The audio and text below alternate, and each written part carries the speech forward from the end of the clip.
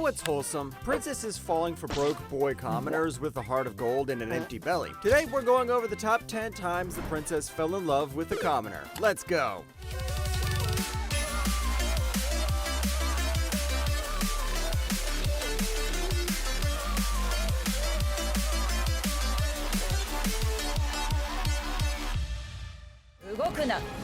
ハルトマン様はその娘がお気に入りのようだが、私には正直邪魔なのよ。喜べ。せめて好きな男の胸の中で死ねるのだからな。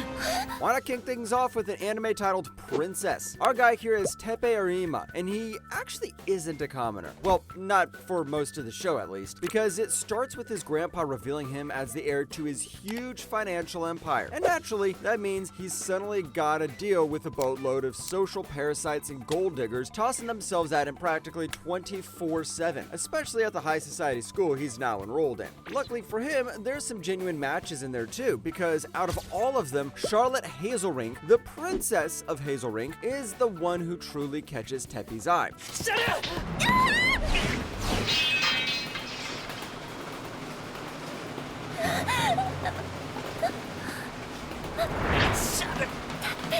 As they get to know each other, the princess treats the peasant-turned-heir like an actual person. Teppei finds himself falling harder than a big back at a steakhouse. But what really seals the deal is what happens in episode 10 when Charlotte gets abducted as part of a political conspiracy, leading to Teppei charging in like an old-school action hero and saving his woman without any regard for himself.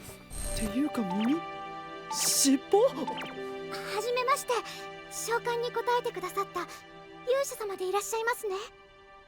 勇者 Yeah, we've got dog girls here. What about it? The Biscotti Republic is losing a war, and Princess Melchior needs a hero to save her people. So, what does she do? She uses ancient magic to summon a totally ordinary martial arts practicing Earth boy named Shinku Izumi to be her champion. 何か役に立てることあるのかな。そんなご謙遜を。勇者様のお力はよく存じ上げております。 The really crazy part, though, isn't that Melchior isn't summoning Shinku at random. In fact, this lady has been virtually magically stalking him as he practiced his routines on Earth and fell for him, so technically the romance started before the first episode even kicked off, making it one of the most one-sided princess crushes in anime history. 君を話したくない。何も言わないで。どうして。叶わぬ恋だから。 Speaking of proactive crushes, how about going back to the classic Romeo and Juliet? No, literally. In Romeo x Juliet, the Capulets have been wiped out, and Juliet is living in hiding as the masked vigilante Red Whirlwind. Romeo, on the other hand, is the son of the tyrannical Lord Montague, but with one small catch. He rejects his noble status and chooses to live like a peasant in the lower city mines. でも僕にとってジュリエットはジュリエットだから。 I know, this pretty much follows the Shakespeare plot, but it's really wholesome when Romeo discovers Juliet's true identity and decides he doesn't care about the generational beef between their families. Specifically, a massive turning point happens in episode 8 when Romeo catches up with her just as she's trying to push him away for his own safety. And there, instead of backing down, he promises to protect her no matter what, and then they share that good old first kiss. 何してるのよ。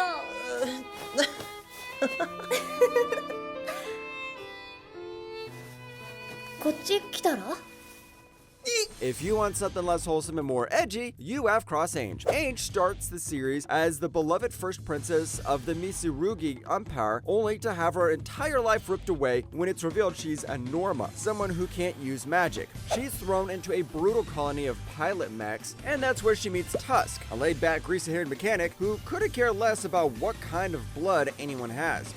アンジュ似合うかなってそれだけ。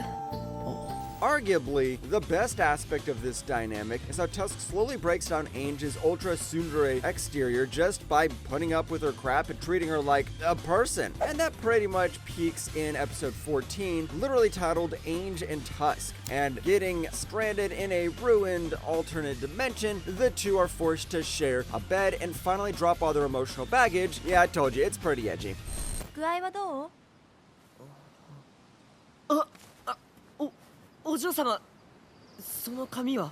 あ、これ邪魔だから切ったの。 The princess in the pilot follows Fana del Moral, the sheltered future princess of the Leveme, and Charles Carino, a highly skilled mercenary pilot who just so happens to be a commoner of imperial descent, which makes him the perfect pick for a suicide mission that involves flying Fana across a massive enemy-controlled ocean to get her to her political fiancé. あなたは私の希望です。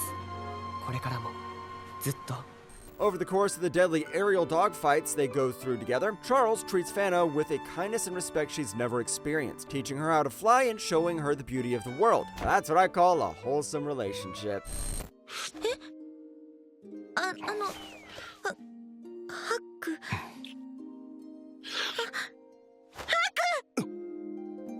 Yona starts as the incredibly sheltered, naive princess of the Coca Kingdom until her world's shattered when her dad gets assassinated by the guy she has a crush on, forcing her to go on the run with Hawk, her dedicated childhood friend and bodyguard. And while Hawk is technically the son of the Wind Tribe leader, he drops everything to be Yona's commoner protector, constantly getting stabbed, beaten, and exhausted just to keep her breathing.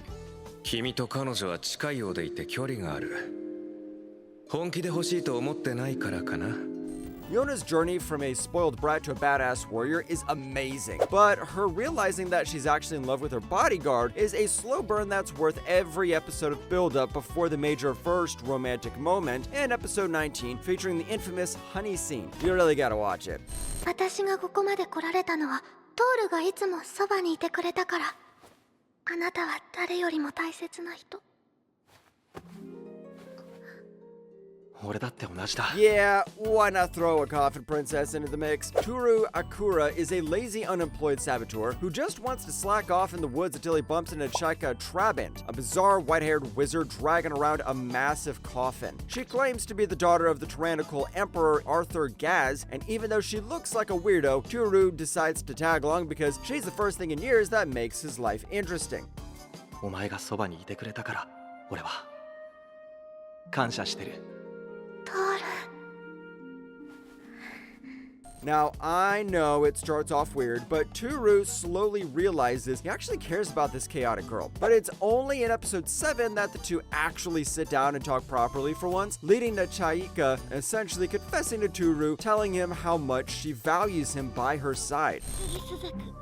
汝、ここに騎士の制約を立て、ブリタニアの騎士として戦うことを願うか。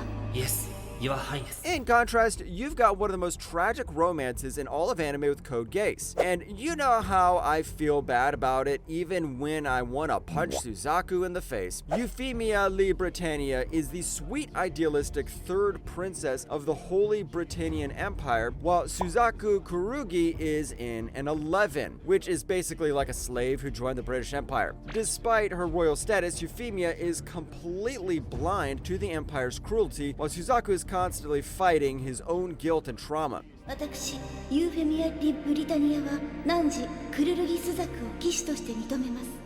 勇気。 所属がややこしくなるな。 So, to no one's surprise, their desire for peace brings them together in ways that few characters ever do. But of course, my man Lelouch has to go ruin it because of him and his bad mouth. But hey, even the best boys make mistakes. Anyways, no spoilers, but this ends in tragedy.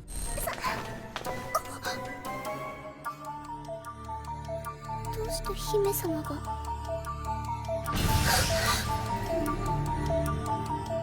Next up, we've got a classic isekai romance, which means everyone wants a taste of the MC, and I do mean everyone. And the familiar of Zero, Saito Hiraga, is a totally average Earth teen summoned to be the familiar of Luis, a haughty noble, but as the seasons progress, Queen Henrietta of Tristan, who's technically Luis's childhood friend and boss, starts developing some incredibly heavy feelings for the commoner familiar who keeps saving her kingdom. 時々でいいのです。こうして会っていただければ、あなたも私と同じ気持ちではないのですか。 While Luis is the endgame, the anime actually gives Henrietta a wild moment of romantic tension. In the 4th season, the familiar of Zero, F, Henrietta, uses a magical mirror to secretly visit Saito's room. And after showing off a bit of discussing the complicated nature of love and royalty, the two decide to kiss. But, well, once again, spoilers, it doesn't go well. But I still believe the queen is the best girl, though. 君が好きだ。こんなことを伝えても迷惑なだけだと思うけど、テレサ、君が好きなんだ。 And finally, we have the story of a princess falling for a photographer, proving that photographers do have riz. Tada Never Falls in Love follows Mitsuyoshi Tada, an ordinary high schooler obsessed with photography, who meets Teresa Wagner, a beautiful foreign exchange student who gets lost in Japan. It's a classic meet. Cute, but the twist is that Teresa's secretly the crown princess of the fictional European country of Larsenburg, and she's only in Japan on a brief low-key vacation before she's forced into a political marriage. 多田くん、もう私離れません。 Enjoyably enough, they've got a purely wholesome and patient dynamic, with Tada treating her like anyone else and showing her his world. But in the final episode, when Tada finally discovers the reality of her situation and her arranged engagement, he refuses to just let her walk away. I know the ending's got some mixed stuff, but in the end, the two met, and that's the wholesome ending I need.